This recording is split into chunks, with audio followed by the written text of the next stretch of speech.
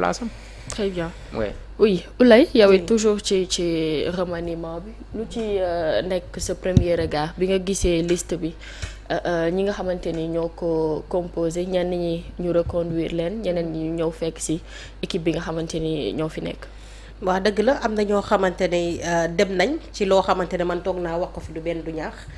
lu ci jëm ci ministre de la justice. Je pense que waxoon naa leen ko fi que c'était un bon magistrat mais c'était pas un très bon ministre et que dafa am loo xamante ne poste moom lay laaj. te taxawul taxawaay boobu je pense que ne demam dafa jotoon fii laa toogoon ci plateau sans limite wax ko. kon bettuma tey buñ ko teggee ci fi nga xamante ne moom mooy fu mu ne ndax nañ waxante dëgg gouvernement bi fi ñu nekk peuple bi moo leen fa teg te peuple bi ñoo doon réclamer li nga xam ne moom mooy tetam ndax man mënumaa comprendre après 18 mois ñu lay laaj ci benn dossier boo xam ne c'était une promesse électorale yow ta réponse c'est nu mu tuddati tu veux mettre les magistrats à l'aise tu vas pas mettre de pression aux magistrats on te demande pas de mettre la pression à des magistrats on te demande juste de respecter li nga xamante ne moom mooy promesse électorale moom mooy nu mu tuddati respecter sénégalais yi nga xamante ne ñoom ñoo ñàkk seen bakkan ndax dañoo waxoon ne dinañ leen rendre justice alors bu dee loolu ça traîne et que la pression populaire commencé jug population bi di la laaj li nga xamante ne moom mooy justice boobu yow ngay ne yow doo teg pression magistrat yi kon je pense que ne il n'avait pas compris le rôle qu'il a il n'avait pas compris son rôle de ministre de la justice parce que ministre bi sous tutelle ki nga xamante ne moom mooy le président de la république nekk te président de la république dafa am benn parti bi ko fi teg te parti boobu dafa am population bi ko fi teg te li tax ñu teg leen fi dafa am promesse boo xamante ne moom lañu diglante woon ak ay sénégalais kon nag moom s'il n'a pas compris il va dafay dem toog xaar ñi nga xam ne ñoom ñooy comprendre ñu gouverner fii laa toog wax ko ne waa Pastef c'est vrai d'avoir des technocrates dont nu mu tëdd ci gouvernement Pastef mais il faut gouverner avec nit ñi nga xamante ne ñoom nga xeexaloon ba nga egsi fi nga egsi il faut gouverner avec des personnes qui croient en ce projet-là il faut gouverner avec des personnes qui ont donné tout pour ce projet-là parce que ku xeexul pour projet bi gëmul pour projet bi mënul doxal projet bi et que ce Pastef-là je sentais la main de l'État qui tremblait parce que ñu ngi doon jàppane pour ñu bañ a wax ay état pastefien lañ ay looloo leen indil coow yi yépp bi ñu demee ba comprendre ko je pense que ne gën nañ diluer li nga xamante ne moom mooy état bi ba nga siy sentir loxo Pastef dëgg-dëgg moo waral naa fekk nu mu titi journal yu bëri tey xëy naan wuy Bassirou Diomaye Diakhar Faye cède la main à Ousmane Sonko finalement prend le pouvoir imaginez nu mu titi ces titres mensongers yi nga xamante ne moom lañ ñu proposé tey pourquoi parce que aujourd'hui l'État a osé indi li nga xamante ne moom mooy li peuple bi di réclamer parce que peuple bi loolu lay réclamer bu ñu demee ba ñu ne ñii nga xam ne ay xaru Pastef leen génn di manifester wu contre ce gouvernement là di la parce que ñoom dañoo jàpp ne promesse électorale ak projet moo leen boole te gisuñu projet bi muy dox gisuñu nu mu tërati yenn promesse électorale ñooñu génn di manifester vous les traitez de xar tey ñooñu seen pression am nu mu tërati doole ci ak kaddu ci li nga xamante ne mooy changement gouvernement bi nga dellu si waat naan Sonko prend la main pour toi tu vas mettre mal à l'aise ki nga xam ne moom mooy Bassirou Diomaye Diakhar Faye c'est vraiment dommage moo tax ki nga xamante ne moom mooy Yacine Fall mi nga xam ne moom moo jël li nga xamante ne moom mooy justice yaakaar rek lañ mën a am ci moom parce que gis nañ yenn taxawaay yi parce que man je la suivais depuis sax balaa nga xamante ne moom mooy depuis 2022 les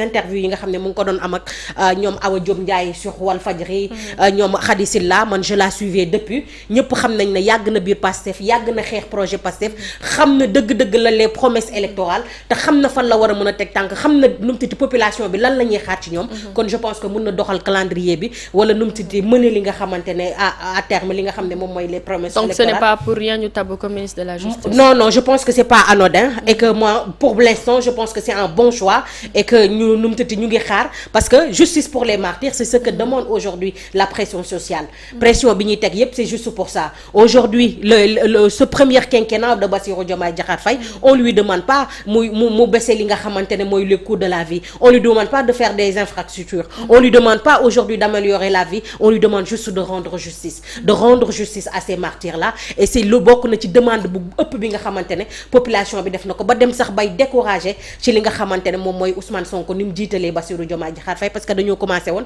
di teg lépp ci boppam mais tey je pense qu'ils ont compris ils ont écouté la population boo gisee changement yi ngay def da ngay ne ñii ils écoutent leurs électeurs ñi nga xam ne ñoo ngi leen di voter ñu ngi leen di déglu maintenant nag am na tamit ñu ma doon xaar tey ñu jóge ci li nga xamante ne moom mooy dum titi place ministre ñu ngi fa ba léegi ku ci mel ni Ibrahima mi nga xamante ne moom mooy yor ministre dum titi de la santé man fone woon naa ne dina tëb mais mu ngi fi ba léegi nañ tam yaakaar peut-être dina am na lu ñu wax ak moom lu mën a bouger mais je ne le sens pas ci poste bi nga xamante ne moom la nekk buñ fa jógee Aliou Sall mi yor communication je ne le sens pas parce que je trouve que y a énormément de problèmes sur secteur de la presse et que lu ñu war a régulariser la mais ba léegi ça traîne commencé woon na jël ay décisions mais derrière depuis cour suprême kase li nga xam ne mooy décision bi dafa mel ni dafa croiser les bras di seetaan et warul seetaan je pense que dans la vie boo commencé entamer dara di xeex dara tu peux avoir plusieurs échecs mais à force de recommencer à force de persévérer c'est comme ça qu'on numtati compte parce que ce projet là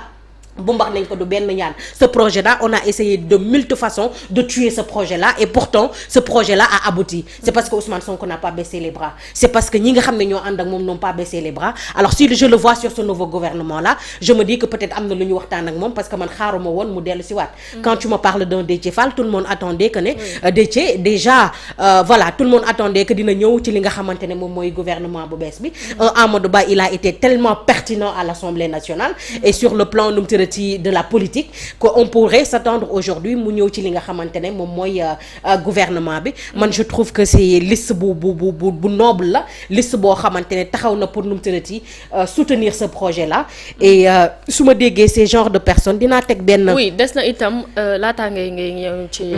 loolu